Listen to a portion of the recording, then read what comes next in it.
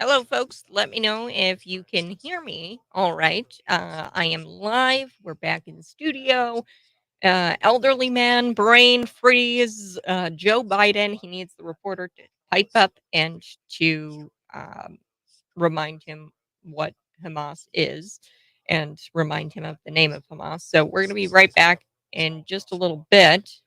I'm waiting for a few people to join.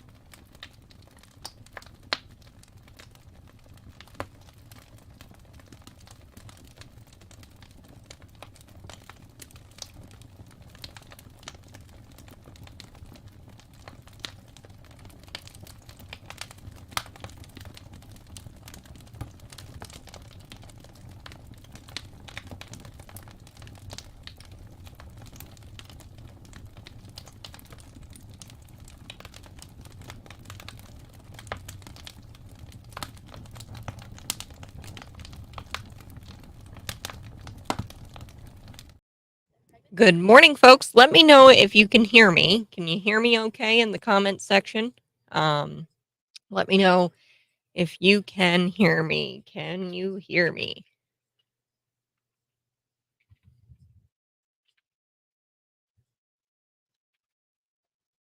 Can you hear me okay? Let me know in the comments section.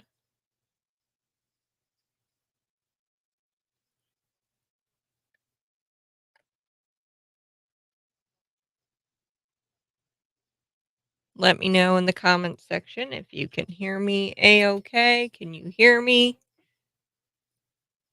Testing 1, 2, 3. Elderly man, his brain freezes up, and a reporter needs to remind him what Hamas is. He actually couldn't think of the word Hamas. So let me know if you can hear me in the comments section. We're going to be back in just a little bit. Hopefully, I've made this work. We're going to be back in just a little bit. Hopefully, I've made this work. Okay, I think we're good. We're good to go. Awesome. This is awesome. I haven't been live in a little while. We've had some technical difficulties, so I'm glad that you're back. I'm glad that you're here, and I'm sorry. But you can always tune in via the app, Cities 92.9. We're going to be right back talking about Joe Biden, talking about how he came out and he said that Trump and MAGA Republicans are to blame for the border. Nobody believes that. Nobody with a fraction of their brain of a brain believes that. That's next.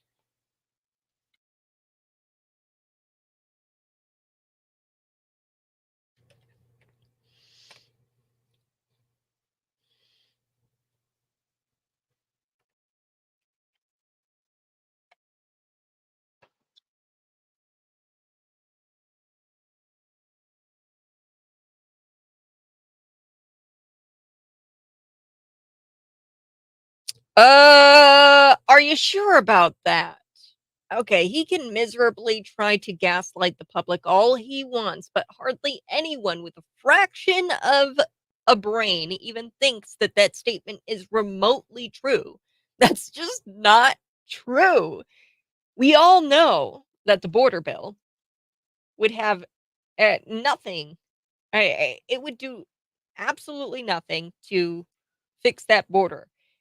It won't do anything but make the border profoundly worse. And that would be on top of the already unprecedented levels we're seeing at the border. According to this opinion piece in The Hill, the reported deal does not stop the border crisis that Biden has created, and which he could end tomorrow with the stroke of a pen. In fact, this deal would make matters worse, all while giving Biden and sanctuary jurisdictions political and financial gifts. And from what we have learned about this deal, it would make the current border chaos permanent, tying the hands of future administrations to stop it. It would permit up to 150,000 illegal crossings per month. That's 5,000 per day or 1.8 million per year before a new shutdown authority could be invoked. For now, the authority to invoke this will be vested in the president, who openly defies current law when it comes to immigration. So, this is an opinion piece out of the Hill. And the authors of this opinion piece said that Biden can fix this all tomorrow with the stroke of a pen. But clearly, that's not his priority, folks. His priority is not that border. With this immigration bill, the Democrats are so desperate to pass, by the way. They want this to pass so bad. It also provides funding to Ukraine. But yeah. Um, the immigration bill, they are so desperate to pass this, the Democrats. It's quite clear that their priority is to make the situation worse one way or another. They want to make the situation worse. But whether that attempt is through painful incompetence or malice intent, I mean, that's up to you to decide. I don't know why they would be their main priority is making the situation worse. Is it painful incompetence or is it malice? Are they doing this on purpose? Uh, so yeah, we chatted about Joe Biden and his aides pressuring Amazon this morning. The Amazon files show us that the White House aides they pressured Amazon into censoring COVID-19 books, and they bent the knee. They actually bowed down to the White House aides. They had them come to the White House, these Amazon officials, and they agreed to meet with the Biden administration aides. And the White House said, "Hey, we want you to not promote books, certain books that you have for sale." And I love it. Psychological projection. Okay, they are masters at it, and they will accuse people of what they're guilty of.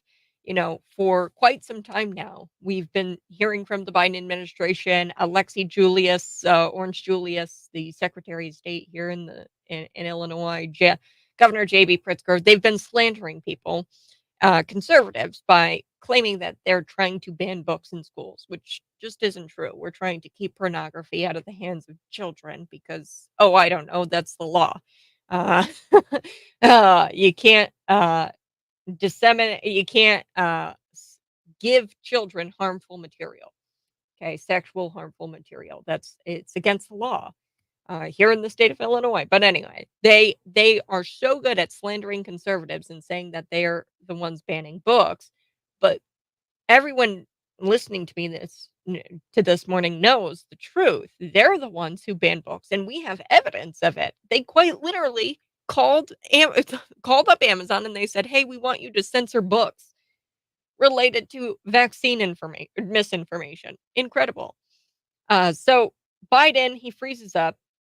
I told you he couldn't say the word Hamas. A reporter had to remind him what the word was. Here's the clip. Here we go.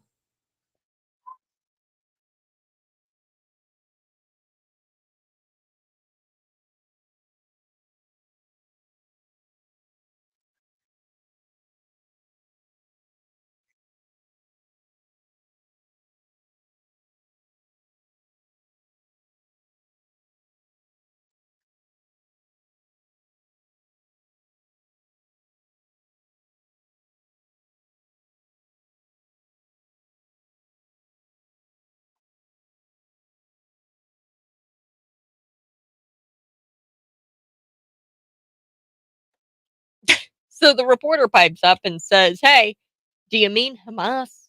He goes, "There's some movement. I don't wanna let me choose my words. There's some movement. There's been a response from the opposition."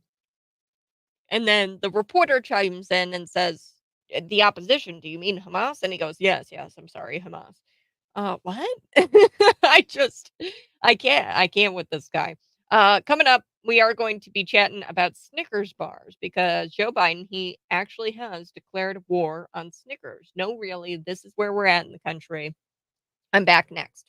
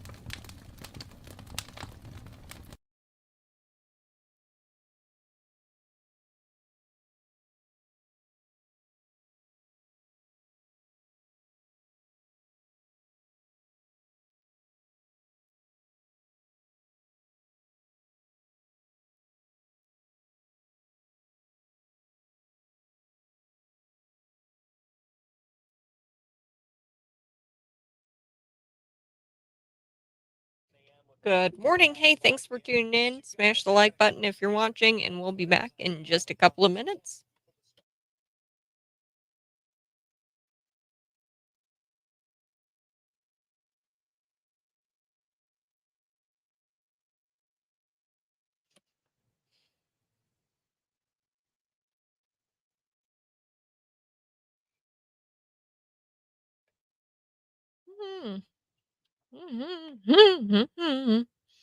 Joe Biden, he declares war on Snickers. Yes, Snickers bars, the candy. No, really, this is where we're at as a country. Good morning. This is the Morning Buzz. I am live on YouTube, Facebook, Twitter, and Rumble. I think it's running smoothly, so let me know in the comment section. If it sounds wonky, and so you can always subscribe to my YouTube channel. That's Cat Peterson 929. Before we took the break, I was telling you about how Biden's brain literally it froze up, and he had to be reminded by a reporter what the word Hamas meant. Like he didn't remember what Hamas was. So the leader of the free world, he tried to give a speech, but he failed miserably, and he froze up for like 40 seconds because he couldn't remember how to say Hamas. Quite literally, he couldn't remember how to say Hamas. We also talked about how the Biden aides, they were pressuring Amazon to remove books that they deemed misinformation. Progressives, they are master manipulators. They are champions of psychological projection. They accuse people of what they're guilty of. The Biden administration, Alexei Orange Julius, Governor J.B. Pritzker, they have constantly been saying that conservatives are banning books in schools, and that's just not true. And anybody listening to this knows that couldn't be further from the truth. What people are doing, moms, dads, they're going to school board meetings and they're saying, "Hey, we don't want you to provide pornography to our children." That's truly what's going on. So we chatted about that. Now I do want to get to this story. Joe Biden declaring war on Snickers. He needs to eat a Snickers because he gets a little dementia when he's hungry. So the Snickers is probably needed. But the president of the United States is running out of scapegoats to blame for his policies ruining America. So now he's going after big chocolate. You see, Snickers bar has gotten a little bit smaller while he has been president. They've been getting smaller and smaller, the Snickers bar, if you go out and buy one. It's all the fault of what he calls shrinkflation or greedflation. He's on a kick where he puts a word in front of the word flation, um, even though putting the word in front of anomics hasn't worked out for him. Because here's truly if you want to know what Bidenomics is, here's truly what Bidenomics is all about. You're paying 20.5% more for food at home. You're paying 24% more for eggs, 16.7% more for milk, 18.5% more for housing, 36.2% more in credit card debt.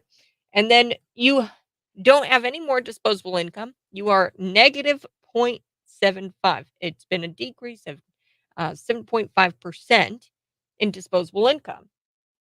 So that is Bidenomics for you. Um, and putting the words in front of nomics, it hasn't worked for Joe Biden before. Now he's putting the word shrink in front of inflation and greed in front of inflation. Here's the discombobulated old coot threatening Mars Corporation. Now, Mars Corporation is in South Carolina.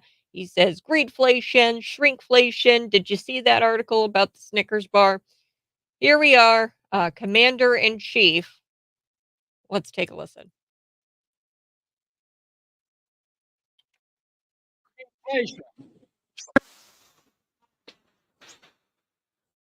Well, it's going to stop.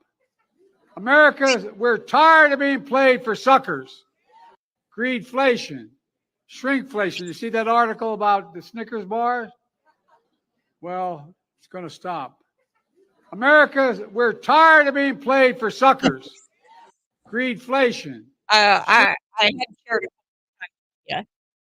There's Joe Biden declaring war on Snickers. It's unclear what he's talking about, but I think he's talking about New York Times and how they ran a piece. It's called "Why Are Voters Upset? Consider the Snickers bar," using candy to point out how voters are humans and humans don't think about inflation rationally. Yes, you may be surprised. You're like, "What? New York Times, they actually printed an article like that?" Yeah, you might be surprised to know that New York Times, elitists, they're mocking the middle class and their struggles in this inflation era that Joe Biden has launched us into. Okay, so they're kinda making fun of people and how they don't think rationally about inflation. So I'm gonna read a bit from the article. If something cost $1 for a decade, consumers resent the fact that that same product is $1.20 today, even if the price of that product is no longer rising. Mentally, consumers feel that that product ought to cost $1 and they are nostalgic for the old price.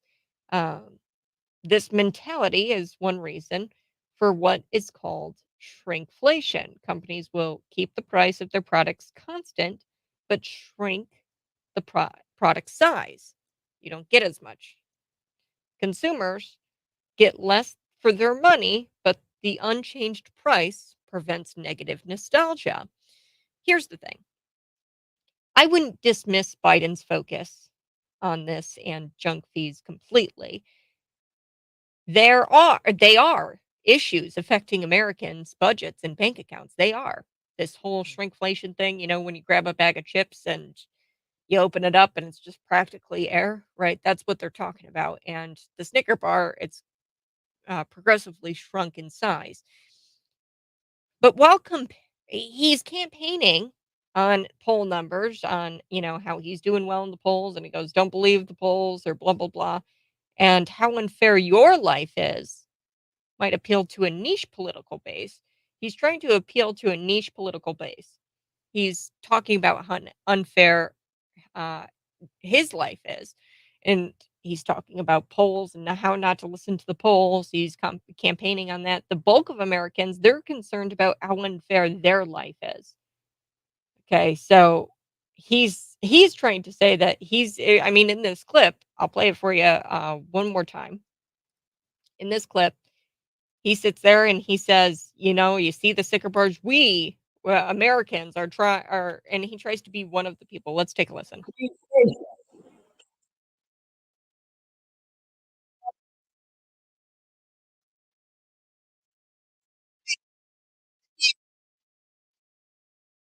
We're tired of being played for suckers. Okay, so he's declaring war on a Snickers bar there. So, um, Americans are concerned about how unfair their life is. We shouldn't dismiss this issue outright, but we need to point out how it's bullcrap, really, that Joe Biden is blaming uh, is to blame. We need to point out that Joe Biden is to blame for this. Joe Biden is to blame for all the inflations out there, the greedflation, the shrinkflation, whatever you want to talk. Insert sulfur X, okay? Whatever inflation is out there, Joe Biden is to blame for all of it. And he complains about it. He blames the big chocolate or the companies. Your Snickers bar is getting smaller because Biden policies have made it more expensive to make Snickers bars at every point of production, whether that be ingredients, energy to run the machines, fuel to deliver to the stores, those candy bars to the stores. Okay. He's making it expensive to make Snicker bars. That's why they're decreasing the size of the bar. Now, the policies pushed by the people who run Joe Biden, like it's weekend at Bernie's, they weekend at Bernie's him all around the White House.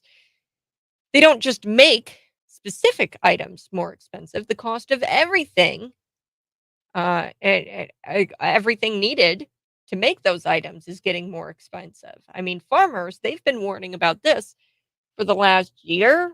I mean, they've been saying that prices are going to go up. The cost of meat is going to go up. Let's take a listen here to a farmer. I'm going to play it. And she explains that, it's naive to think that the uh, prices aren't going to continue to rise. Sure. Of doing business is continuing to rise. Let's take a listen. Here we go. Conversation today, and the woman, honestly, I bless her heart, honestly thinks that food prices are not going to go up. She thinks that this is the highest they're going to go. I tried to explain to her that that was not the case, that they are absolutely going to go up even more. And I told her there are things that like we have to buy. There's something we had to buy that 2 years ago cost us $24. Last year was about 46. This year it is costing us $96. Okay. Local farmer, 50 head of cattle. It's costing him $8,000 a month to feed them. Please understand, food prices are going to go up. Please understand, food prices are going to go up if our costs go up. So it costs more to make a Snickers bar. That's why they are uh, whatever shrinkflation, greedflation, you're to blame, Joe Biden. Truck drivers have also been warning about the cost of delivering food since last year. Not to mention the cost of energy to produce that food and the packaging of the food. But guess who's to blame? It's not the grocers. No, no, no, it's not the grocers. When you put $1,200 into your gas tank, and this is a trucker, uh, he says just 6 months ago it was costing you $600 or $700. The exponential reality of it is it starts to sink in. You can't just walk that back. It touches every single thing that matters in this country, from food production to transportation, all of it. So, no, it's not the fault of these greedy corporations that have caused Bidenflation. It's the past 3 years under the guy Bidenflation is named after who's responsible. Biden is responsible. All right, I do have to take a quick break. You're listening to the Morning Buzz on Cities 92.9.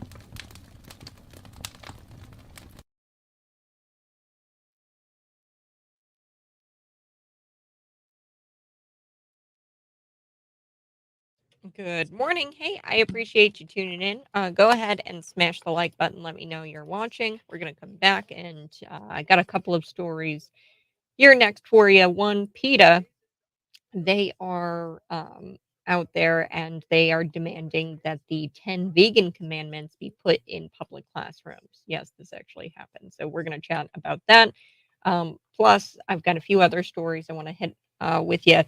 Go ahead, smash that like button, and be sure to subscribe to the YouTube channel.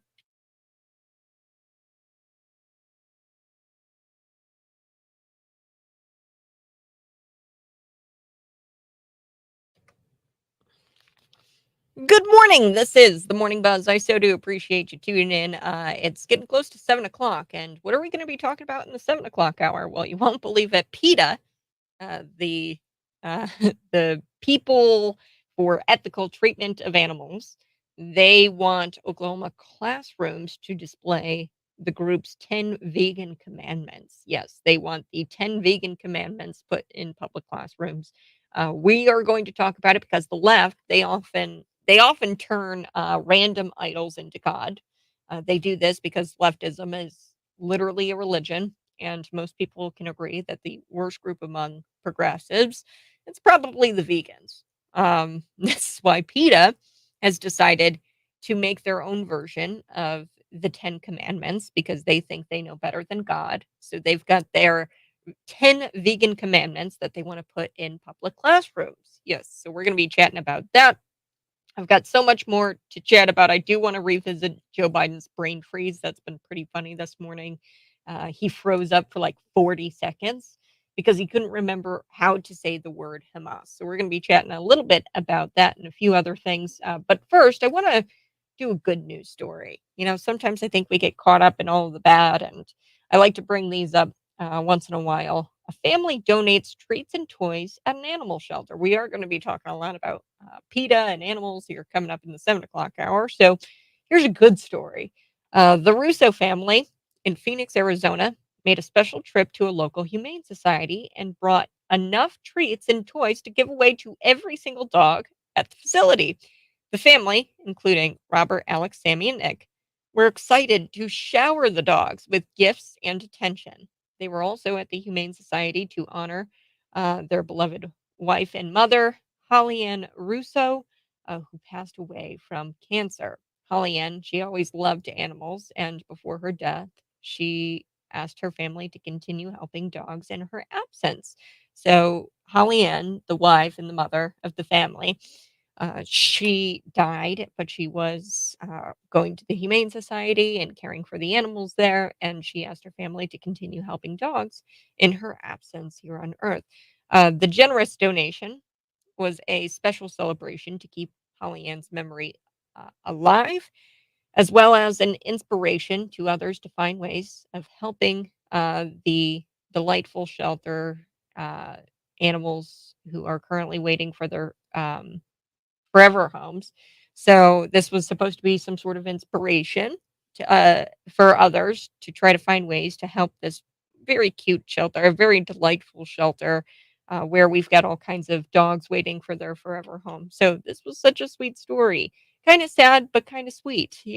Uh, but we're gonna be talking a lot about animals. We're gonna be talking about how PETA, they did you not know that they came out and they actually had a surprisingly honest admission, vegan diets actually kill animals? The question is, does farming plants kill animals? Well, yes, and PETA acknowledged that. Okay, so they have screeched and screeched that meat is murder, meat is murder, meat is murder. Well, vegan diets actually kill animals. Growing fruits and vegetables, it requires a massive amount of pesticides that kill millions of birds and bugs and destroys crops. Harvesting these crops, um, it could kill field mice, it could kill other animals that get caught in the path of the combines, right? So vegan diets actually kill. But we're going to be talking about vegans because PETA, they are now demanding that the 10 vegan commandments be put in public school classrooms. So I'm going to be back next on the Buzz. This is Cities 92.9.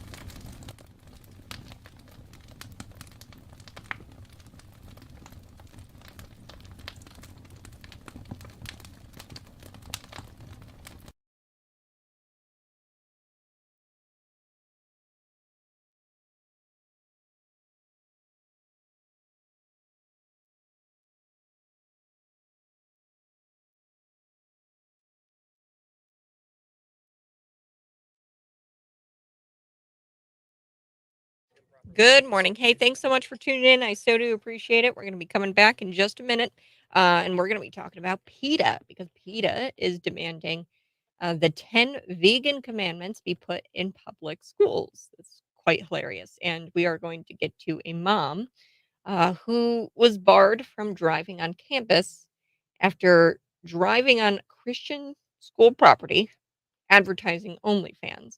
So, mom, who does OnlyFans, has a huge bumper sticker on her car. She drops off her kids at a school in that car, and it's a Christian school. And the school didn't like that. Okay, so she was banned from driving on school property. And she's so incredibly naive that she does not seem to understand why. So we're going to chat about that story here coming up in just a little bit. But the mother cannot drive on campus because she's got a big old bumper sticker. It's like a huge thing on the back of her car. It's kind of like a window sticker, and it says OnlyFans, and she does OnlyFans. And the kids go to a Christian school, and she couldn't understand why that would be a problem. So we're going to chat about it here on the Buzz. Smash the like button. We're back now.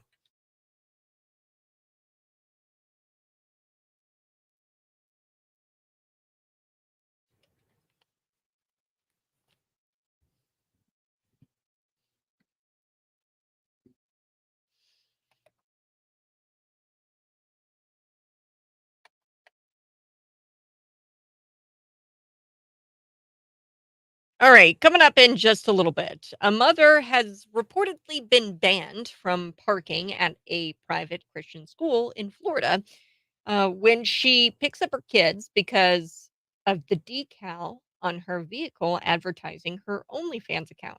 Yes, we're going to be talking about this, and she doesn't pick up on the reason why the Christian school probably. I mean, they didn't like that. A mom who does OnlyFans has a huge bumper sticker on the back of her car. It's like a decal. And then she drops her kids at this school. It's a Christian school in that car. And the school didn't like that. So she got banned from driving on school property. And she doesn't seem to understand why she got banned. So we're going to chat about it here coming up in just a little bit. But, I wanted to get to this story. PETA. PETA, they want 10 commandments. They want the vegan 10 commandments to be put in public school classrooms. So the left, like I said, they turn random idols into God. Drag queens, they turn those into God. They turn these random idols into gods or into God because the left and leftism, it's all a religion. It really is. It's just literally a religion, leftism. And most people can agree that the worst group among the progressives is probably the vegans. Most people can agree with that statement. I think the worst group, maybe the drag queens come in at a close second, but the worst group, probably the vegans. And this is why PETA has decided to make their own version of the 10 Commandments because they think they know better than God. And they've made veganism their God. They worship these random idols. And it's worse because they not only came up with the 10 Commandments, but they want to push it in Oklahoma classrooms. So this is the story. PETA, the People for Ethical Treatment of Animals, wants Oklahoma classrooms to display the group's 10 vegan commandments. The organization says it's a response to a bill filed by Oklahoma State Rep Jim Olson. He's a Republican. And this bill would require the 10 commandments, the actual 10 commandments in the classrooms in the state, be displayed in the state. PETA, they sent Representative Olson a letter proposing that he file similar legislation to request public schools display their own version of the commandments, which encourages people to lead moral, principled lives and practice nonviolence by ditching meat, eggs, dairy, and otherwise refraining from exploiting or mistreating individuals of any species. I love it. These people are so dumb. They act like they're the ethical ones, but they actually kill way more animals because of the plants they eat and the demand to eat plants. Okay, they kill way more animals than meat eaters do. Uh, those crops they kill entire ecosystems. So I did want to bring this up. PETA actually admits in a blog post that vegan diets kill animals, and Meat is not murder, but they screech and screech and they say, meat is murder, meat is murder. Does farming plants kill animals? In short, yes. PETA actually acknowledges this in a recent blog post on their website. Growing these fruits and vegetables, it requires a mass amount of pesticides and it kills birds and bugs and other animals. Um, it kills a lot of bugs, right? Harvesting these crops meanwhile, maims or kills field mice and other animals who are caught in the path of the machines, so the combines, right? I remember the combines, all the mice would scatter when my dad would start up the combine growing up, the mice would scatter. Okay, but there's all kinds of animals that get caught up in the harvesting, and then you've got this massive demand for plants and you're using all kinds of pesticides and that kills birds and bugs and PETA, they've actually admitted, they've said that vegan diets um vegan diets actually kill animals, plenty of animals.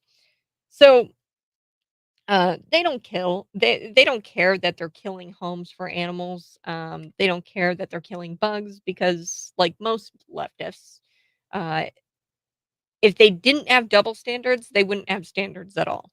Okay, so they've got double standards here, and they kill probably way more animals than we do, the meat eaters. Okay, so I think it's a great idea that Olson wants to require 10 commandments in classrooms in Oklahoma. I love that. I think that we need more of that, more God in school, more God in politics.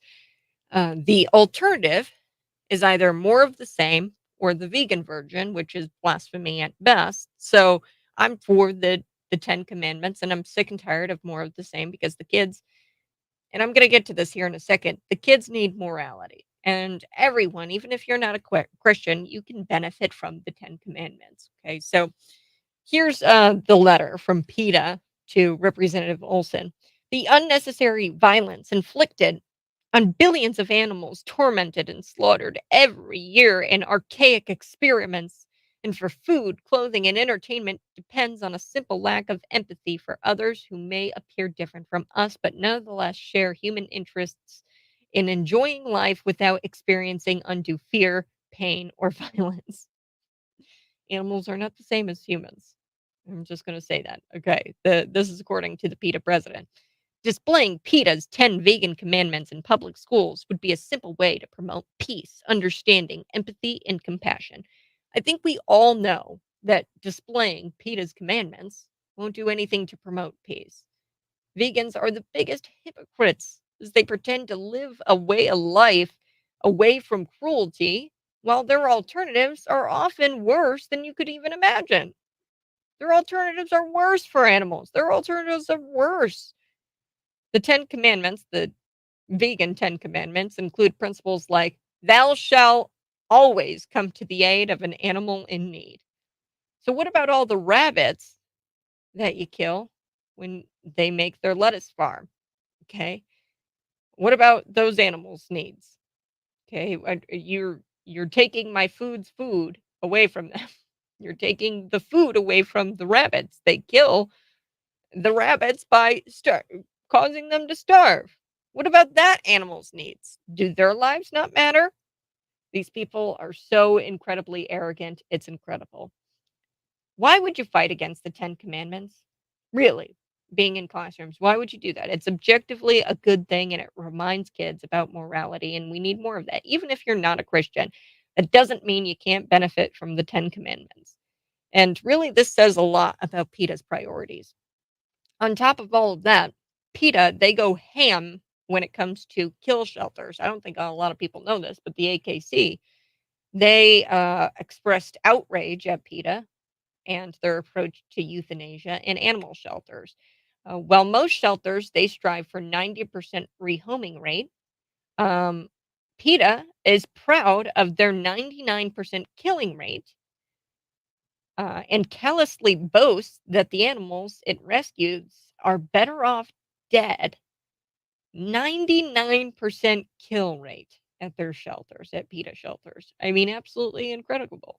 PETA's track record is absolutely unacceptable. That's the AKC chairman, Alan Coulter.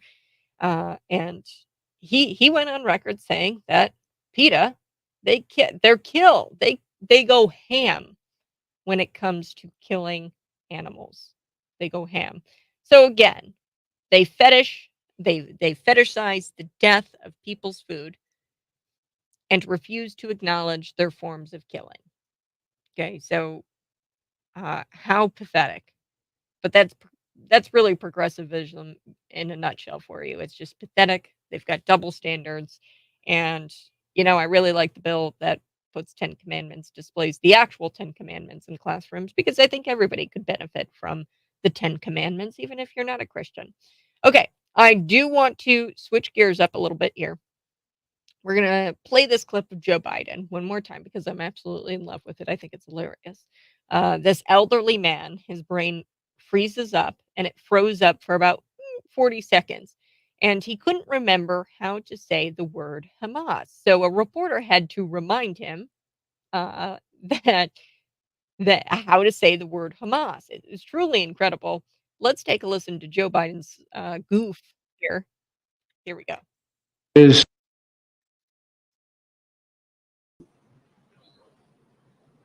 Let me choose my words. There's some movement. There's been a response from there's been a response from the opposition, but yes, I'm sorry, from Hamas, but it seems to be a little over the top. We're not sure where it is. There's a continuing negotiation right now. Okay, so this is the direct quote. There is some movement. I don't wanna let me choose my words. There's some movement. There's been a response from there's been a response from the opposition, but and look, folks, at this point, I'm just glad the guy was able to get out of bed, but the reporter, he chimes in and he tries to desperately, I mean, he this Joe Biden is desperately trying to remember the name Hamas. And this reporter had to finish a sentence for him, and the reporter blurts out, trying to help the senile president, "Hamas?" And Joe Biden, Sleepy Joe, he says, "Yes, I'm sorry," from a response from Hamas. So, according to the Washington Free Beacon, Biden, America's oldest president ever, he goofed up after delivering a speech advocating for the Emergency National Security Supplement Appropriations Act. This is the border security bill that everybody's talking about. It was recently negotiated in the Democrat led Senate. House Speaker Mike Johnson, he has condemned the bill, and he has claimed that it won't come close to ending the border catastrophe, and we know it won't come close, not even claimed. I mean, we can read the bill. This is not going to end the border catastrophe that Joe Biden has created. In the same desperate attempt in a speech, Joe Biden, he had the nerve to claim that President Donald Trump was to blame for the border and all of his MAGA Republican friends are to blame for the border. So let's take a listen. You won't believe it. Here we go. Joe Biden, everyone. Oh, hold on. The only reason the border is not secure is Donald Trump and his MAGA Republican friends. Every day between now and November, the American people are going to know that the only reason the border is not secure is Donald Trump and his MAGA Republican friends. Every day. So there you have it. Joe Biden. He says it's the MAGA Republicans and his friends and Donald Trump. The only reason why the border is not secure is Donald Trump and his MAGA Republican friends. Are you sure about that? Are you sure about that? You can miserably try and gaslight the public all you want, dude, but hardly anyone with a fraction of a brain even thinks that that statement is remotely true. Nobody believes that statement's true. We all know that the border bill won't do anything but make the border profoundly worse, and it's going to be worse on top of the already unprecedented levels. So I've got to take a quick break.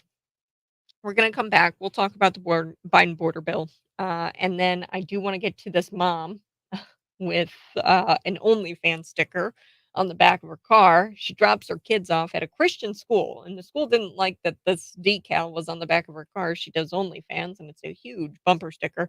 And she's so incredibly naive. She doesn't understand why they said, "Hey, lady, you can't park here. You can't drive around on school property with that decal." So we're going to be back next on the Morning Buzz.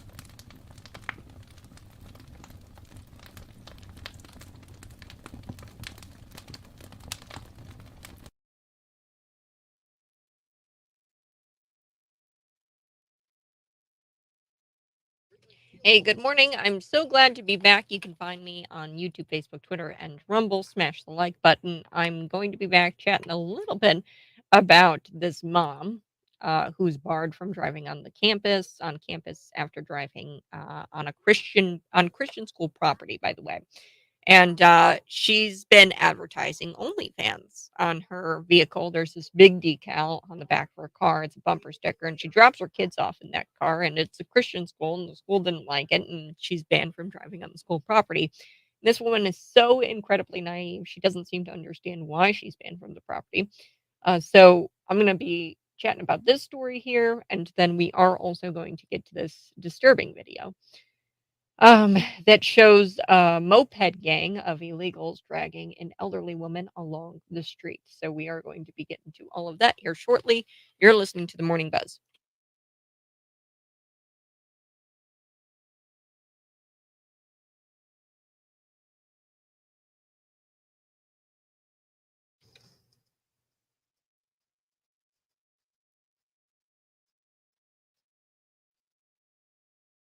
Valentine's Day is a week away. Are you ready? Today is National Rose Day. And today is also Send a Card to a Friend Day. Maybe send a Valentine's Day card to someone special or text the word love to 77,000 and you will be in the winning to win or in the running to win this amazing Valentine's Day package. Love is in the air. Cities 92.9. We want to make your Valentine's Day extra special. Enjoy a room from the Bloomington Normal Marriott, along with dinner at Jesse's Grill, a couple of dozen roses from Forget Me Not Flowers, and then this beautiful pendant from Bremer Jewelry. Just text the word love to 77,000 for your chance to win. I want to be your Cupid. We want to be your Cupid here at Cities 92.9. Win this Valentine's Day package with Cities 92.9. Uh, and something to note, the hotel can be used throughout the month of February can be used once anytime throughout the month of February. So if you've got plans already for Valentine's Day because you're a good husband, maybe you can take her out the week after Valentine's Day. But this is a great Valentine's Day package. Just text the word love to 77,000. Okay. Do want to talk a bit about this woman. She's a mom and she was barred from driving on campus after this, or like she on the campus of this Christian school after she was advertising her OnlyFans account with the car decal. So the mom who does OnlyFans has this huge bumper sticker. It's like a car decal on the back of her car. She dropped her kids off at a school in that car, and then on top of all that, it's a Christian school, and the school said, "Hey, I don't like this." And she got banned from driving on the school property, parking her vehicle there. And it's incredibly naive that she doesn't seem to understand why she got banned and barred from driving around on campus there. According to the Christian Post, a mother has reportedly been banned from parking at a private Christian school in Florida when she picks up her children because of the decal on her vehicle advertising her OnlyFans account. Michelle Klein, she's 35 years old. Yeah, icky. She stirred up a bunch of anger in parents at this Liberty Christian Preparatory School. It's in Florida. Uh, and some want her family expelled because she promotes this pornographic material on her SUV. And these parents are like, we can't, I mean, what? Like, how is she allowed to do this? She's exposing pornographic material to minors. And Klein said, I don't think it's right. People are going to be offended by all sorts of things, different bumper stickers, whatever. But at the end of the day, this is something that supports my family. So Klein told the New York Post that before she started her OnlyFans account 3 years ago, she and her husband had a wild, behind closed doors lifestyle, and they eventually decided that they want to share it. So she acknowledged that the website she's advertising on her car is definitely linked to explicit content, adult content for sure. It's only me and my husband. No one else was brought in, male or female. We always were into cameras in the bedroom. And we said, hey, let's make some money off of this. Did she forget that she's sending her kids to a private school? She's not sending her kids to a public school, first of all. Um, this woman is delusional. This is extremely sad for the kids. She gave other students ammunition to bully her kids forever. Okay. Forever bully them. This is ammunition to bully them. And on top of all of that, she's setting a disgusting example. And on top of all of that, she's advertising her degeneracy on school grounds to other parents and to minors. And that's more than delusion. I'm just going to say it. It's arguably evil what this woman is doing. She's promoting this, she's advertising the degeneracy to parents, to other parents, to minors. And she's given other students ammunition to bully her kids. She's setting a terrible example. She shows an utter lack of respect for the moral foundation the school puts forward as she goes on this media tour for more clicks. And that's all this is about for her. She cares more about the clicks, more clicks. She could care less about any of about um, what any of this does to her children. So let's take a listen to it.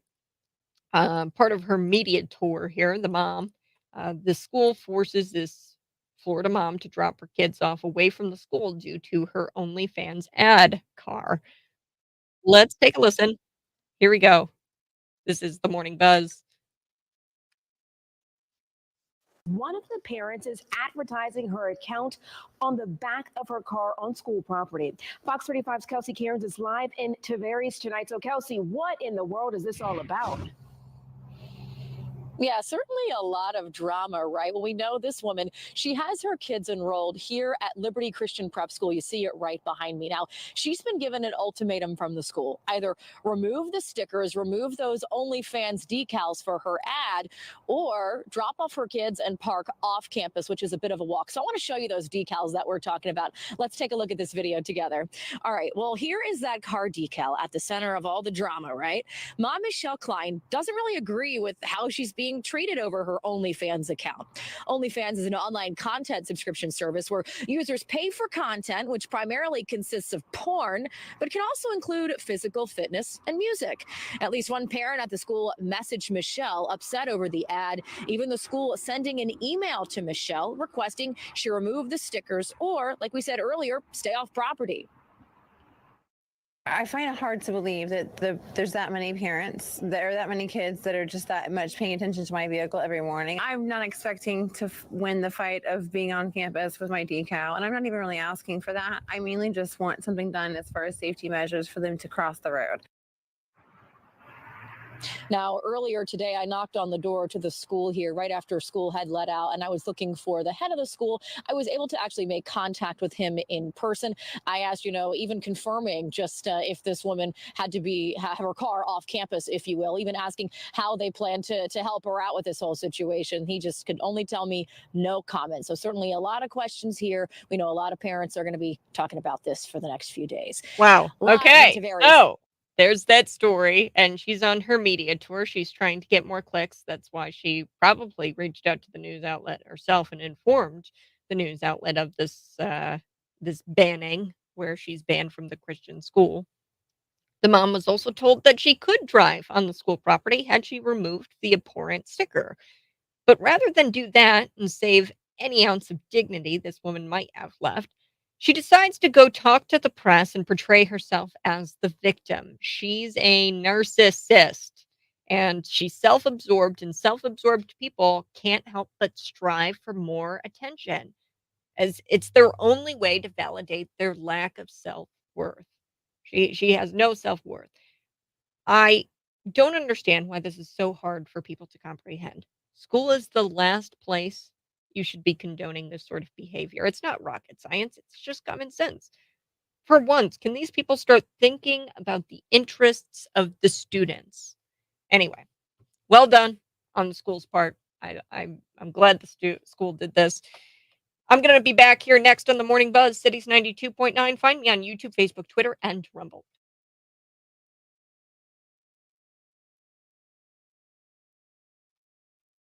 Absolutely incredible. Guys, go ahead and smash that like button if you're watching. I'm Kat Peterson. Go ahead and subscribe to the YouTube channel. We'll be back in just a couple of minutes.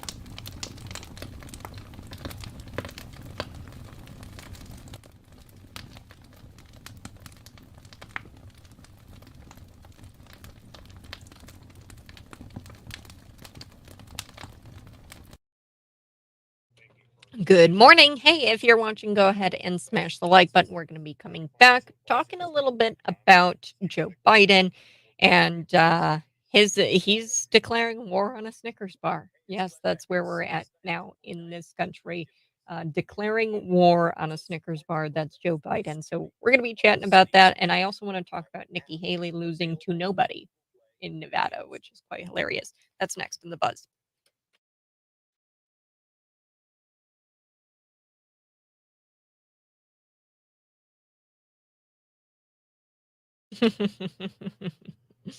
Imagine losing to absolutely nobody. Nikki Haley loses the Nevada primary to none of these candidates.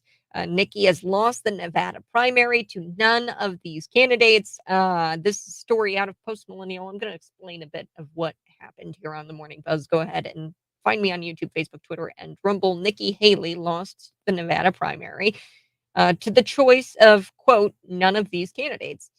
The projected outcome places the option of literally no candidate ahead of Nikki Haley. So she came in second to nobody.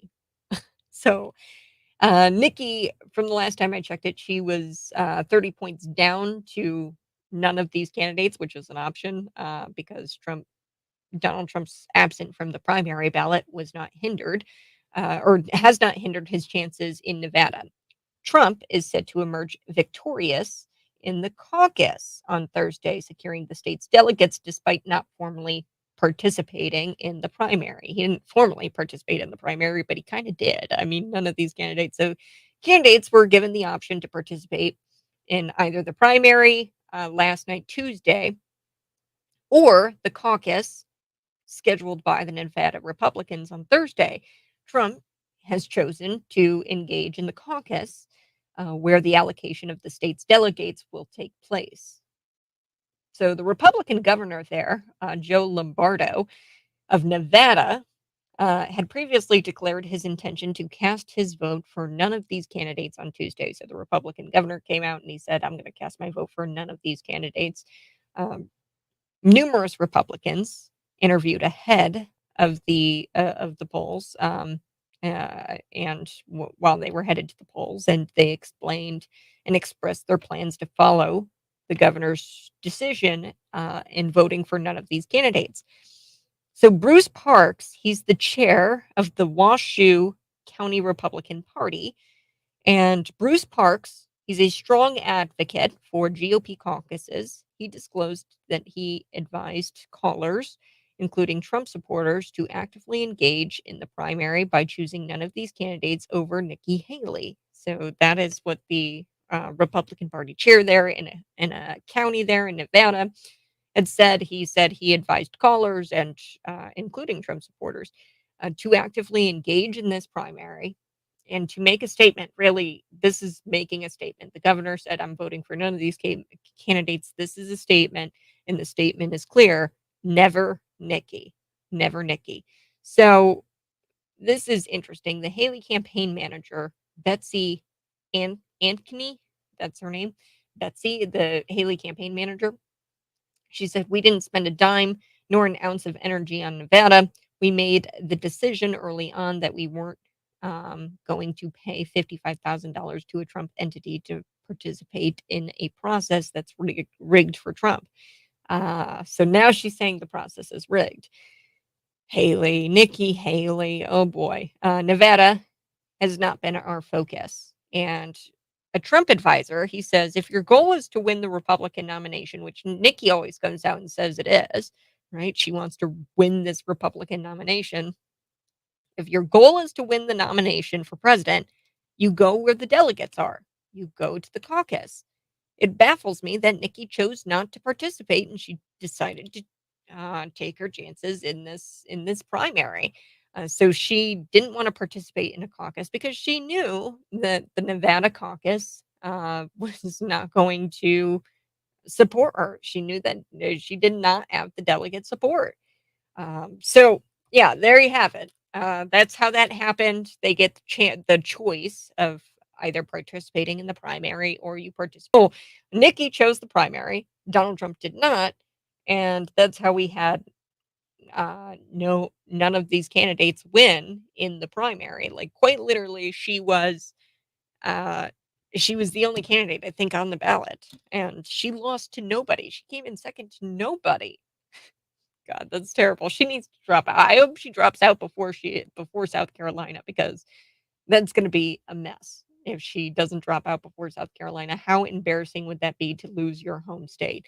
Okay, and that's why Ron DeSantis had to drop out when he did. He can't afford to lose Florida. He can't afford to lose his home state, and we know that he would lose his home state to Donald Trump. So, looking forward to the caucuses. Those are gonna be Thursday night, the Nevada caucus. So, I do want to shift gears. Let's talk about Joe Biden, and how he has declared war on Snickers bars. Yes, because that's where we're at in this country. Joe Biden, you need to eat a Snickers, pal, because you get a little dementia when you're hungry. United States president is running out of scapegoats, folks, to blame for his policies ruining America. So now he's going after big chocolate. See, your Snickers bar has gotten smaller while he's been president. And he's saying it's the fault of shrinkflation, greedflation. He's on a kick, I guess, now, where he puts words in front of inflation, even though when he puts words in front of anomics, he put a word in front of anomics. It's Bidenomics. It hasn't really worked out for him. Here's the truth about Bidenomics. You're paying 20% more for food at home, 24% more for eggs, 16.7% more for milk, 18.5% more for housing. You've got 36.2% more credit card debt, and your disposable income has decreased by 7.5%. Here is the discombobulated old coot threatening, which is in South Carolina. He says greedflation and shrinkflation. Did you see that article about the Snickers bar? Well, it's got to stop. America, we're not suckers. Okay, it's better when he says it, but you kind of can't really understand them. So I've got to like quote him and then also play it. So let's take a listen here to Joe Biden. The Snickers bar, well, it's going to stop. America, we're tired of being played for suckers. Greedflation, shrinkflation. You see that article about the Snickers We're bars? tired of being played for suckers. That's what Joe Biden said, and he's declaring war on Snickers bars now. It's unclear what he's really talking about, but I managed to get this recent piece from the New York Times. I think this is what he's talking about. I don't know. But the title of the piece is "Why Are Voters So Upset Consider the Snickers Bar?" So they're using candy to point out how voters are humans and humans don't think about inflation rationally. Yes, you may be surprised that the New York Times elitists, they're mocking the middle class struggles in this article, and it's complete crap. Um, but they're mocking um, voters, and they're mocking how voters don't think about inflation rationally. So I'm going to read a bit from the article. If something cost $1 a decade ago, consumers resent the fact that that same product is 120 today, $1.20 today, even if the price of that product is no longer rising. Mentally, consumers feel that the product ought to cost $1, and they are nostalgic for the old product. The mentality is one reason what is sometimes called shrinkflation. Companies will keep the price of their products constant, but shrink the size of the product. Consumers get less for their money, but the unchanged price prevents negative nostalgia. So here's the thing, okay? Um, I wouldn't dismiss Biden's focus on this and junk fees completely, because they are issues affecting American budgets and bank accounts. I hate it. I go to the grocery store and I buy a bag of chips and it's nothing but air. But he's out there and he's campaigning that the poll numbers are correct. He's out there campaigning about how unfair your life is. Uh, this might appeal to some of these voters. The way he's campaigning might appeal to his niche political base, but the bulk of Americans, they're concerned about how unfair their life is. So he's sitting there and he's saying, Americans aren't suckers, and It's unfair that these you know, corporations, the large corporation, they shrink the Snickers bar, and it's greedflation, it's shrinkflation, it's all I don't think we should dismiss the issue outright, but we need to point out that it's complete crap, and Joe Biden is to blame for all of the inflation. He's to blame for the greenflation, he's to blame for the shrinkflation, that he's complaining about. Complaining about the greenflation and the shrinkflation, but he's the reason why these places exist. Your Snickers bar is getting smaller because Biden's policies make it more expensive to make Snickers bars at every point of production. Ingredients, energy to run the machines, fuel to deliver them to the stores. We're gonna take a quick break, but I'm gonna come back. We're gonna talk more about Bidenflation and how it is his fault. He is the one to blame for inflation, for greenflation, whatever you say. It's all for you just put a word in front of inflation. He's to blame for all the inflations. I'm back.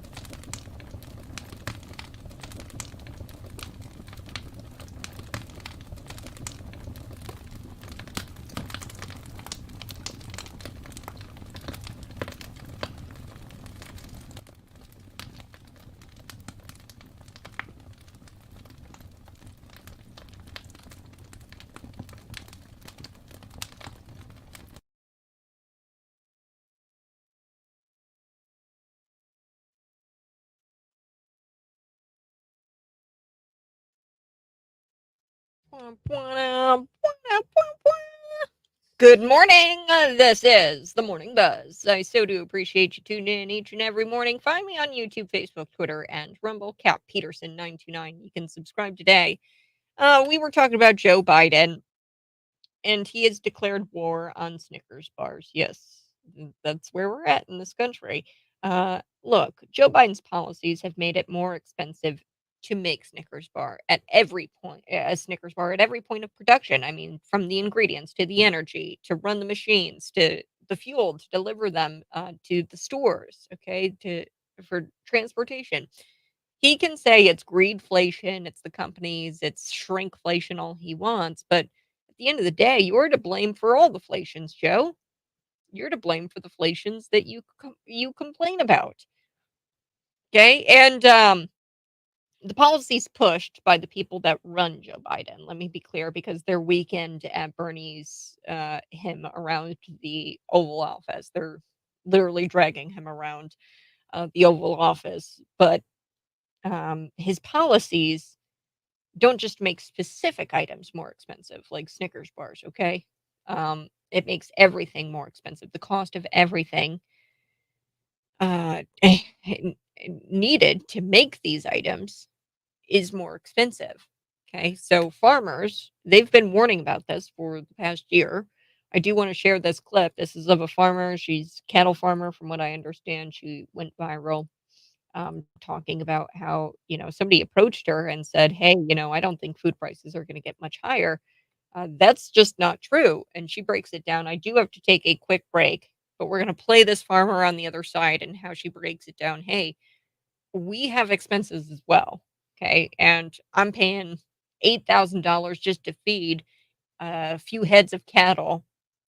And, the truckers have been warning too. Hey, it's cost us $1,200 to fill up a semi, uh, when it used to cost us $600. So at every point of production, it costs more to make things, and that's why more Mars Corporation is shrinking the Snickers bar, because it's too costly to make the product. All right, I'm back next on the Morning Buzz.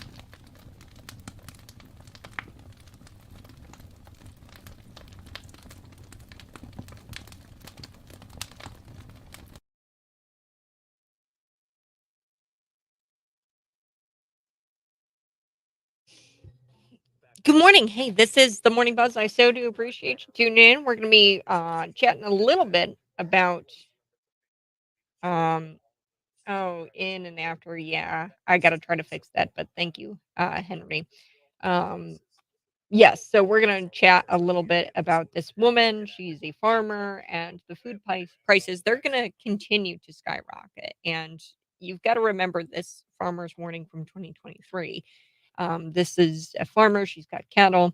She explains that, hey, Joe Biden's policies is making things more expensive because it's more expensive for us to operate and to produce things like Snickers bars, things like, oh, I don't know, food. So we're going to play that here in just a little bit. And then we'll talk about Biden aides and how they bullied the company Amazon um, into censoring books, and they wanted to remove books for so-called misinformation, and this was all exposed in an email. So we'll get to that here in just a little bit. Smash the like button and we're back.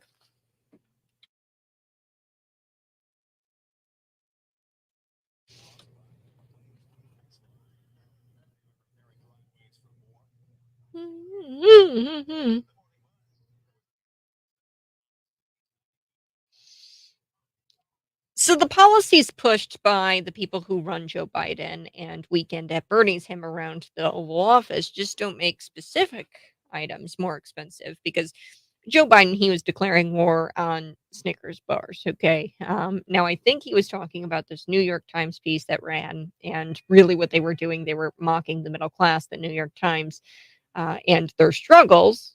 So, a little bit from the New York Times article: if something cost $1 for a decade, consumers resent the fact that that same product is $1.20 today, even if the price of that product is no longer rising. Mentally, consumers feel that the product ought to be $1, and that they're nostalgic, and they are nostalgic for the old price. This mentality is one reason for what is sometimes called shrinkflation. Companies will keep the price of their products constant, but they'll shrink the product size. Consumers, they get less for their money, and the price is unchanged, and the unchanged price prevents negative nostalgia. So here's the thing. Uh, Joe Biden, he's sitting there and he's saying, "Oh, it's greedflation, shrinkflation, the evil companies." No, no, no, no. We can't forget that Joe Biden is to blame for all deflations. Okay, your Snickers bar is getting smaller because Joe Biden's policies have made it too expensive to make Snicker bars at full size. Okay, Snickers at every point of production, whether that be the ingredients or the energy to run the machines, the fuel to deliver them to the stores. At every point of production to make a Snickers bar, it's way more expensive. And this is what the farmer, here, I'm going to play this clip. She gets at this issue. Here, let's take a listen. So I got in a conversation today, and the woman, honestly, I bless her heart, honestly thinks that food prices are not going to go up. She thinks that this is the highest they're going to go. I tried to explain to her that that was not the case, that they're absolutely going to go up even more. And I told her there are things that like we have to buy. There's something we had to buy that 2 years ago cost us $24. Last year was about 46. This year it is costing us $96. Okay. Local farmer, 50 head of cattle. It's costing him $8,000 a month to feed them. Please understand, food prices are going to go up. You want to? So this video went viral. It was back in 2023. So 2023, she gave a warning. She said, "Hey, watch out. The food prices are going to continue to skyrocket." Truck drivers have also been warning about the cost of delivering food since last year, since 2023. Not to mention the cost of energy to produce the food, to package the food. Uh, but guess who they blame? Guess who they blame? They blame the grocers. But it's not the grocers who are to blame for all of this. The truck drivers, they say, "Look, it cost me $1,200 to put gas in the tank, and 6 months ago it was costing you, 600, 700." The exponential reality of it is starting to sink in. You just can't walk that back. It touches every single thing that matters in this country, from food production to transportation, all of it. Okay, so delivering the food comes at a cost. Not to mention the energy to make the food and the packaging of the food. It's not the fault of the greedy corporations that have caused Bidenflation. It's the past 3 years under a guy Bidenflation is named after who's responsible. Biden is responsible. Okay, I do wanna shift gears. Let's talk a bit about, uh, the AIDS. Yeah, let's talk about the Biden AIDS. So progressives, they are master manipulators. They're champions of what I call psychological projection. They often accuse people of what they're guilty of.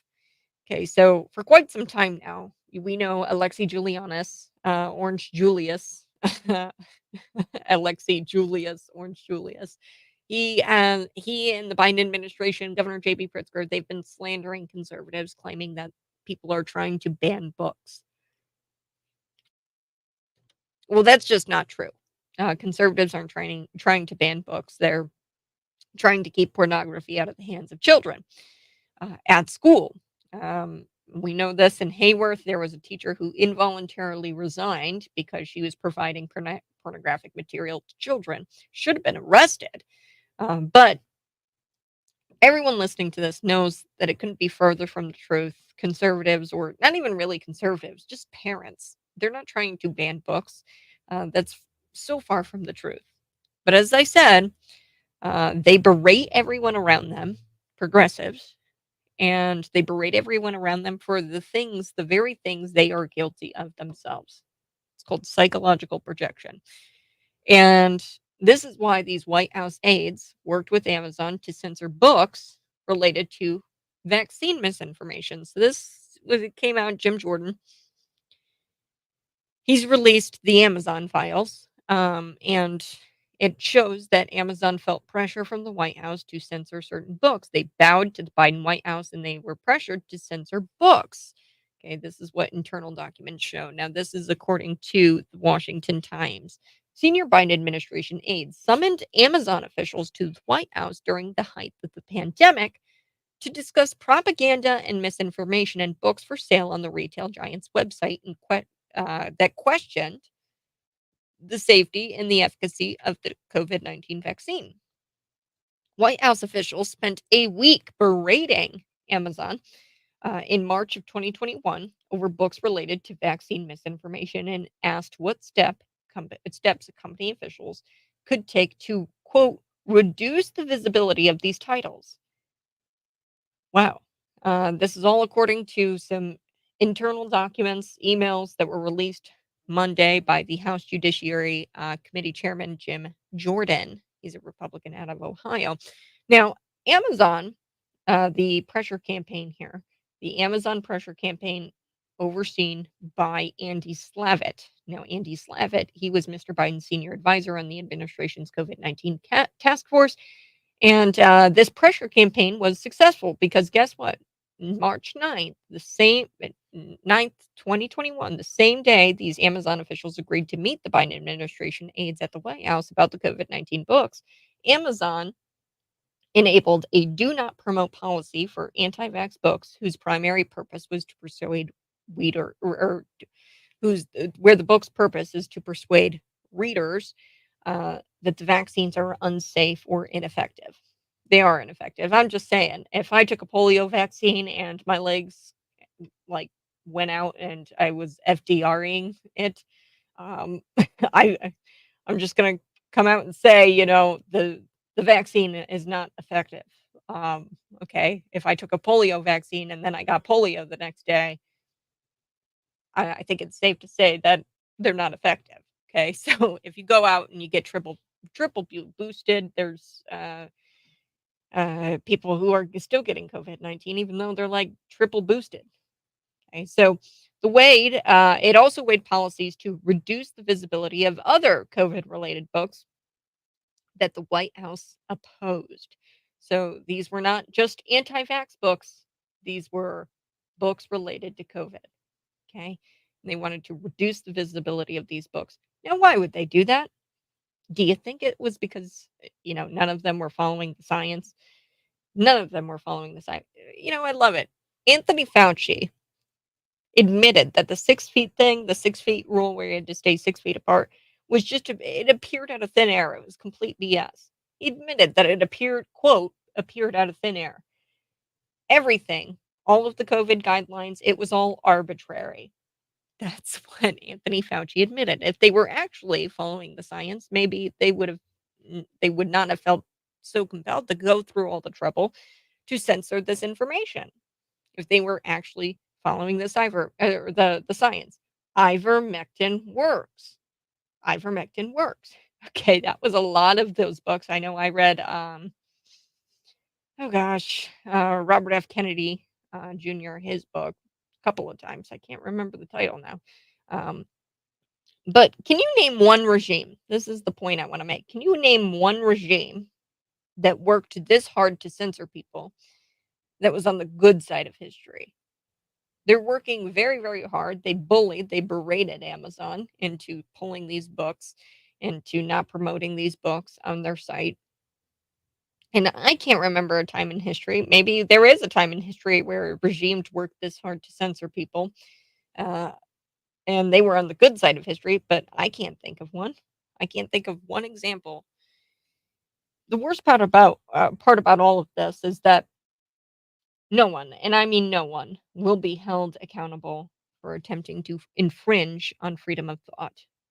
Okay. Nobody's going to be held accountable for this. These people went to great lengths to dictate everything about our lives and infringe on our God given rights. And they're basically getting away with it.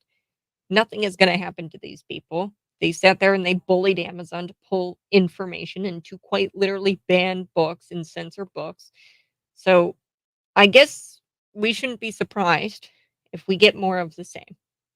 I think that we're just going to see more of the same where people get away with this sort of thing, where they get to infringe on our God given rights and they get away with it. And it's pretty clear that when the left uses the term science, they mean political science. Okay. Anytime they use that term science, we're following the science. No, you're following the political science. Okay, so I am going to take a quick break. You're listening to the Morning Buzz. You can find me on YouTube, Facebook, Twitter, and Rumble. And one thing that I wanted to let you know is that there's some love in the air here at Cities 92.9. We want to be your Cupid. Enjoy a room from the Bloomington Normal Marriott along with dinner at Jesse's Grill. It's located inside the hotel. You get a couple of dozen roses from Forget Me Not Flowers. You get the stunning pendant from Bremer Jewelry. Just text the word love, LOVE, to 77,000 for your chance to win. I want to be your Cupid. Let's win this Valentine's Day with Cities 92.9. Text the word love, LOVE, to 77,000. I'm back next.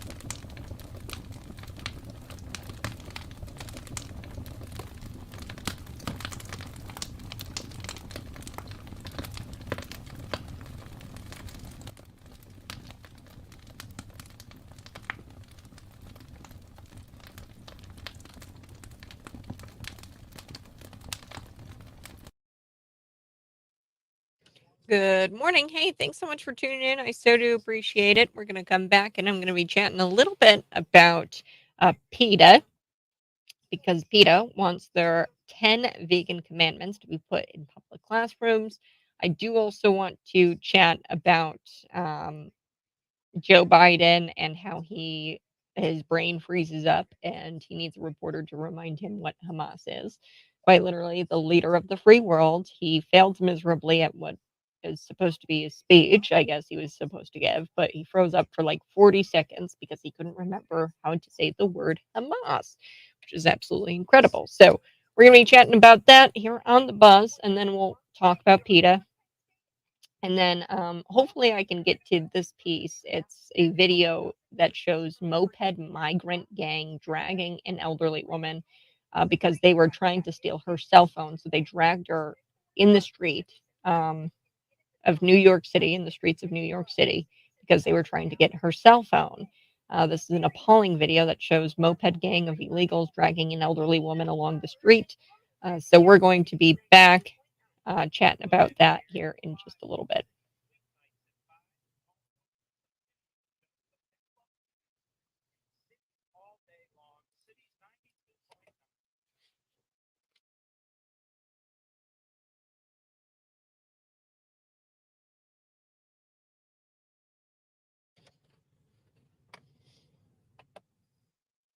Good morning. Yes, this is a tragic story. The police shared this appalling video on Monday of a migrant on a moped dragging an elderly woman along a New York City street because he wanted to steal her cell phone. So the suspect in the video is connected to a moped gang that has been stealing wallets and cell phones from at least 62 women. 62 women, not 6, not 2, but 62 cases of larceny, and no one's been deported. They're out there probably getting free healthcare, free housing, and they're probably getting a prepaid, preloaded debit card, sooner rather than later. I mean, this is what's going on in New York City, so we're gonna be getting to that video, but first, Joe Biden, the leader of the free world. He couldn't give a speech. He failed miserably at giving a speech, and he froze up for an entire 40 seconds, folks. 40 seconds because he couldn't remember the word Hamas. Let's take a listen. There is some movement, and I don't want to. I don't want to. Well, maybe choose my words. There's some movement. There's been a response from the, there's been a response from the opposition, but yes, I'm sorry, from Hamas, but it seems to be a little over the top. We're not sure where it is. There's a continuing negotiation right now. There is. Wow. So, in case you missed it, this is a quote from the commander in chief. Um, there's some movement, and let me choose my words. There's some movement. A response there's been a response from, the opposition, but, and at this point, I mean, I'm just glad that the guy got out of bed, right? I'm shocked he got out of bed, but the reporter had to finish his sentence for him, and, um, the reporter blurts out and tries to help the senile president, and he says, "Hamas?" And then Sleepy Joe says, "Yes, I'm sorry, from Hamas," response from Hamas. So according to the Washington Free Beacon, Biden, America's oldest president ever, goofed up after delivering a speech advocating for the Emergency National Security Supplement Appropriations Act. That's the border security bill everybody hates, and it was recently negotiated in the Democrat-led Senate. House Speaker Mike Johnson has condemned the bill, saying that it won't come close to ending the border catastrophe the president has created. In this same attempt at a speech, Joe Biden, he blames Trump and MAGA Republican friends of his for the border crisis. No, really. Let's take a listen.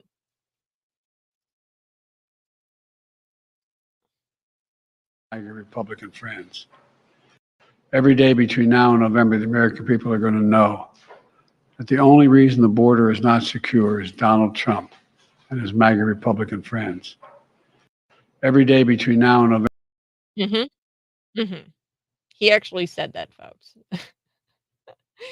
The only reason the border is not secure is Donald Trump and his MAGA Republican friends, is because of Donald Trump and his MAGA Republican friends. You sure about that, Joe? You can miserably try to gaslight the public all you want, but no one, even with a fraction of a brain, even thinks that that statement is remotely true. We all know the border bill here isn't going to do anything but make the border profoundly worse. Worse than what we're already seeing, these unprecedented levels of migrants just pouring. I mean, Glenn Beck, he gave a great example. And, you've got this bathtub, okay? It's upstairs, and you're pouring water into this bathtub, and it's just overflowing, and it starts to leak onto the floor. And then you start to get a leak, and it starts leaking into the living room, okay? And the bathroom's upstairs. You go upstairs. What are you supposed to do? Well, what's the first thing you do? And the water's running into the bathtub. What's the first thing you do? You cut off the water. You shut the water off. And with the swipe of a pen, this guy, he could. He could cut that water off. This flooding of migrants that's going on.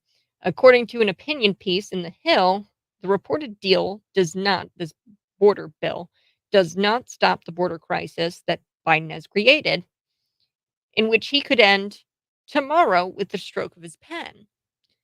In fact, this deal would make matters worse.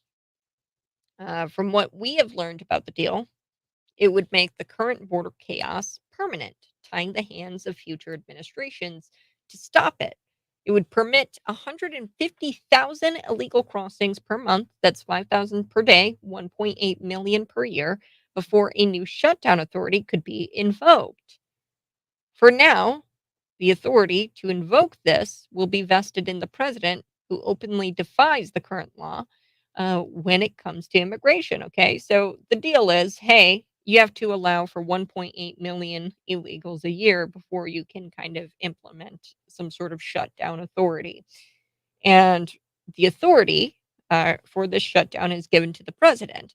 And we know that this current president, if he gets another 4 years, folks, he's not going to follow this law. 1.8 million, so it's not like, after 1.8 million, he's going to shut the water off and shut down the border. It's not going to happen. Okay? He's not going to do it. He blatantly doesn't follow the current immigration law that we've got. Okay, so as authors of that opinion piece in The Hill said, Biden can fix this tomorrow. But clearly, that's not his priority. And with this immigration bill that Democrats are so desperate to pass, it's quite clear that their priority is to make the situation worse one way or another. Now, the question remains: is this just painful incompetence on the Democrats' part, or are they doing this maliciously? Is it malice intent? I'm going to leave that up to you to decide. Go ahead, text me, let me know what you think. 309-451-9299. I'll be back in just a little bit.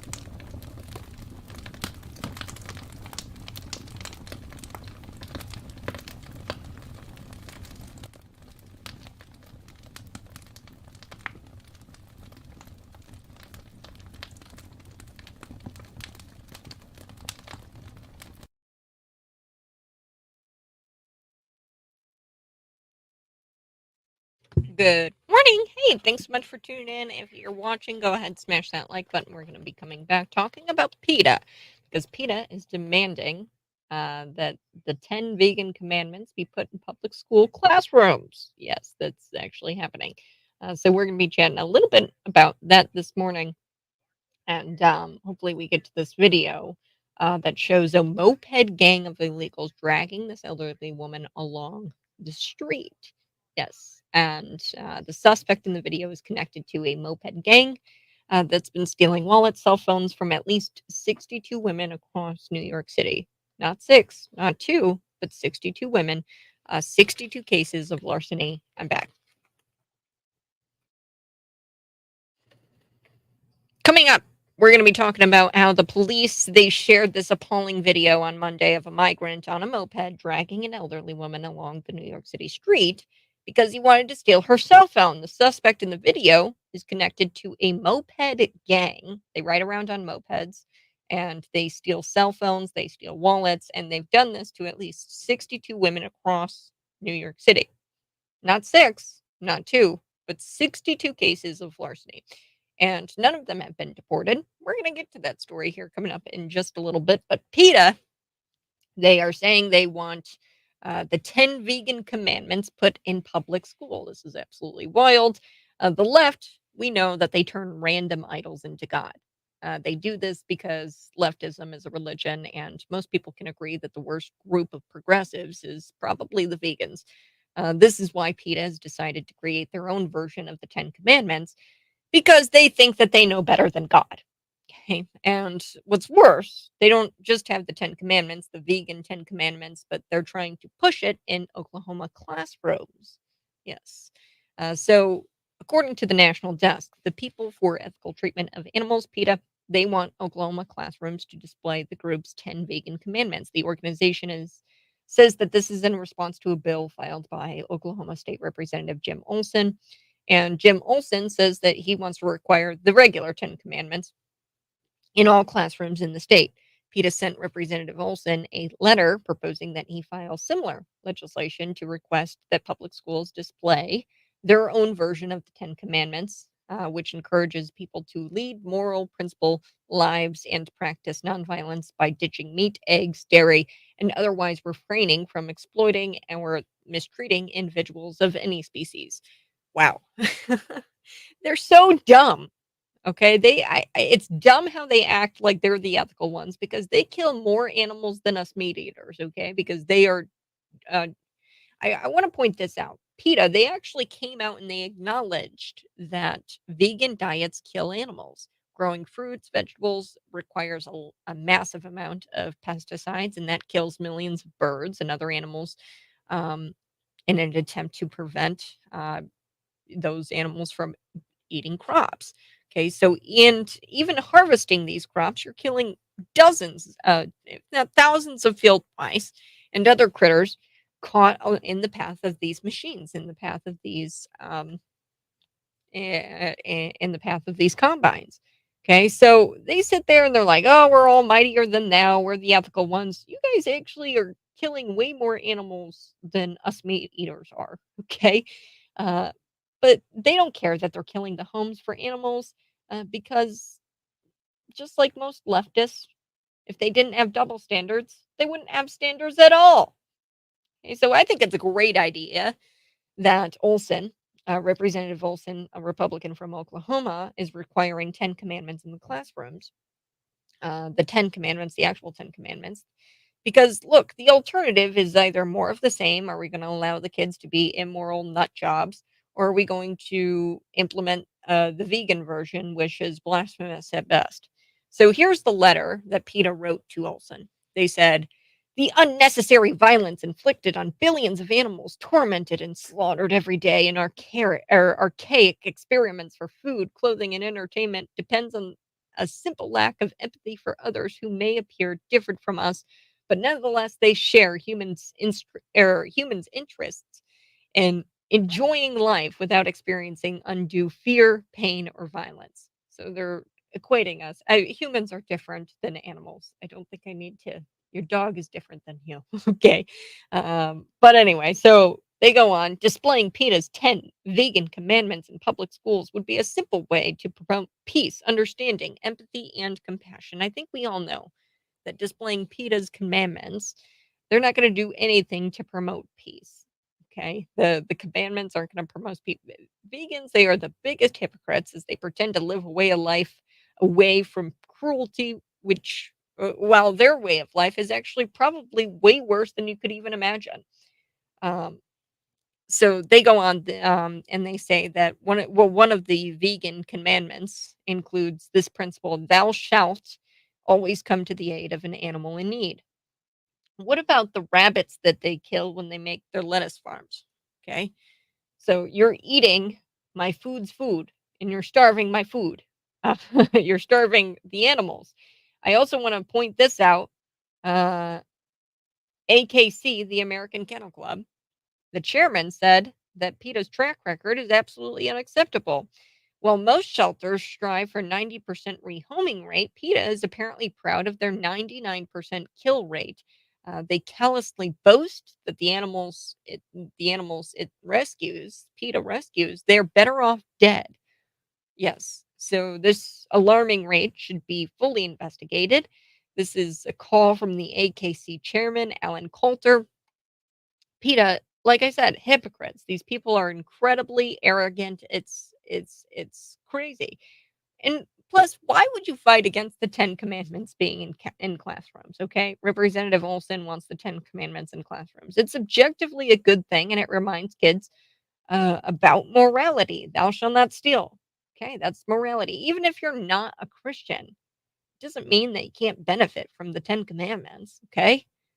Uh, and it shows PETA's priorities here. Okay, PETA, they go ham when it comes to their kill shelters. 99% kill uh, kill rate. So they are constantly fetishizing the death of people's food and refuse to acknowledge their own forms of killing. Okay. How pathetic. But that's progressivism in a nutshell for you. Do want to shift gears. Let's get to this video. Um, Police shared an appalling video on Monday of a migrant on a moped dragging an elderly woman along the New York City street, all because he wanted to steal her cell phone. The suspect in the video is connected to a moped gang of migrants that have been stealing wallets and cell phones from at least 62 women across New York City. Wow, not six, not two, but 62 cases of larceny. And they haven't been deported yet. None of these migrants on these mopeds have been deported. Nope, they're probably out there getting free healthcare, free housing, and a preloaded debit card to use. Okay, so I do want to play this clip. This about this news story. The migrant moped gang busted. Let's take a listen. Here we go. So we're here for pattern 156. Essentially, it's about 62 cases right now, 7 boroughs, grand larceny, snatches, and robberies with phones taken, putting out essentially a hit for people to go do his dirty work to grab phones and stuff. So he's the big target. He's caused a lot of problems in New York City, and hopefully we'll grab him. We get some headway on this. First of all, thanks a lot, guys. Listen, we saw what happened on the video, and there are 172,000 migrants and asylum seekers who are here. Overwhelmingly, many are here just want the same thing all of our families want. For those who think they're going to come to our country, break our laws, assault our cops, that was not only an assault on an individual, that was an assault on our system of public safety. They're going to use organized method to commit crimes. It just can't happen, and it won't happen. Not in New York City. But it is happening, Mr. Eric Adams. It is happening. So, according to the Daily Mail, we've got 3 migrants. They were arrested by the NYPD after they allegedly went on a crime spree that saw them stealing wallets and cell phones from at least 62 women across the city. Police, they've arrested the migrants. They are all believed to be from Venezuela. They arrested them in a safe house in the Bronx after executing a search warrant. The suspects were allegedly stealing iPhones to use the Apple Pay feature, to use the owner's credit cards, to buy items. The NYPD assistant commissioner said most migrants come to New York City in search of a better life. And Eric Adams echoed these comments. Sadly, some come to commit crimes. Today, we made tremendous progress in the largest robbery pattern plaguing our city. So, our message is simple. This is the commissioner. Commit the crime in our city, and we will find you and bring you to justice. Yeah. Okay. Bring them to justice. Does that mean releasing them? Because this news is coming out after the footage was surfaced, um, where it shows a dozen foreign national thugs assaulting two cops. Subsequently, nearly all of those migrants were released without bail. And, I'm going to continue this story here about the thugs who are stealing little old ladies' cell phones and wallets. Four of the suspects are believed to have fled the city after being charged and released after giving fake names to a charity that helps migrants get bus tickets. Okay, so they gave bus tickets, fake names to get out of New York City because they were charged. And then they were released. So they were able to get on a bus and flee. Many migrants were already known to the police over charges of petty larceny and shoplifting. So they have no idea where these people are. They lied about their identities. They gave them fake names to this charity that helps migrants get bus tickets. According to the New York Post, the migrants charged in the assault of this woman who was dragged in the street in New York City. The migrants charged in the assault are also part of a phone snatching scheme. So, no one should be surprised by any of this. Why is it we don't often see Americans engaging in phone snatching schemes? But it seems to be a real problem among these asylum seekers. Why are these people still in America? Really, why are they still in America after 62 times of committing the same crime against Americans? You would think that it's pretty clear these people don't respect Americans and they don't respect our laws. So why are they rewarded for hurting people? They're released, they're rewarded, they're given prepaid debit cards. Even if these people have terrible lives back home, that does not override the safety of Americans. Well, at least you would hope so. The worst part about all of this is that none of it should have happened. This was all preventable because these people should not even be here. They should have been deported because you don't need a reason to deport people. The reason to deport them is because they broke immigration law and coming illegally into this country. But one can only wonder how many crimes would have never happened and how many lives would have been saved had we had a secured southern border. At this point, New Yorkers are not even going to be able to walk down the street with their phones in their hand because these degenerate thugs on mopeds whipping the things out of their hands. I mean, they whip them out of their hands. This woman was holding onto her cell phone. He tried to whip it out of her hand, and he just keeps driving on the moped, and he drags her in the street, the city of Chicago, or in the city of New York. It's happening in Chicago too. New York is truly a sanctuary state for these people. Illinois is truly a sanctuary state for these people. These people will get away with just about anything. All right, I do have to take a break. You're listening to The Morning Buzz. Find me on YouTube, Facebook, Twitter, and Rumble.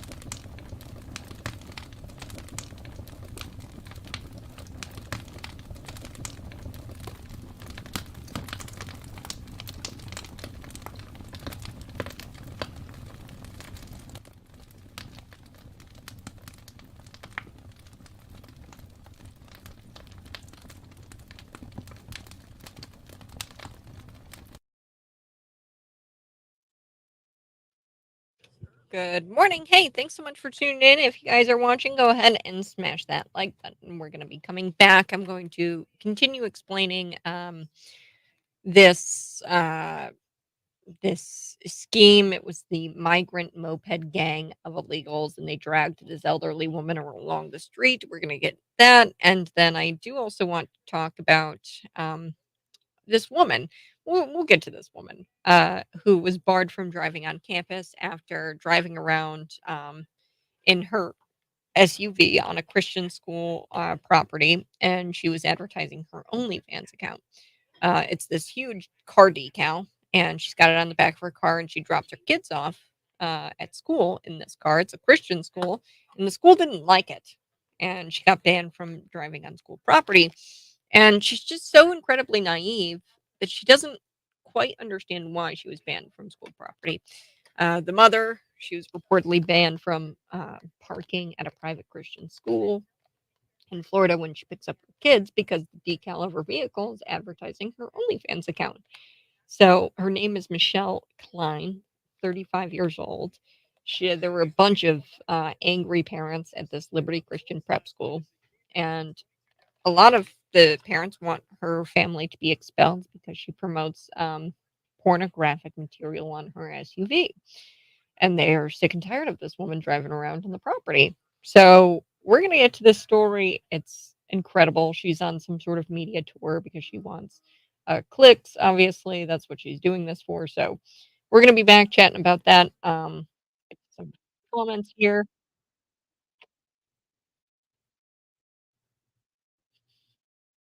Mm. When common sense has been legislated, the only things left to legislate are uncommon. Rodney, thanks for joining. I'll be back and to wrap up the show right now.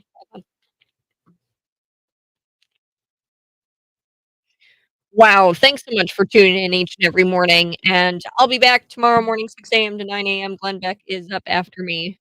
But before we go, I wanna talk about this woman. So her name is Michelle Klein, and she's on some sort of media tour, because she wants to get clicks. This woman, she was kicked off the property because she has this huge OnlyFans bumper sticker on her car, and she drops her kids off at a Christian school with that car, and she got banned from driving on the property.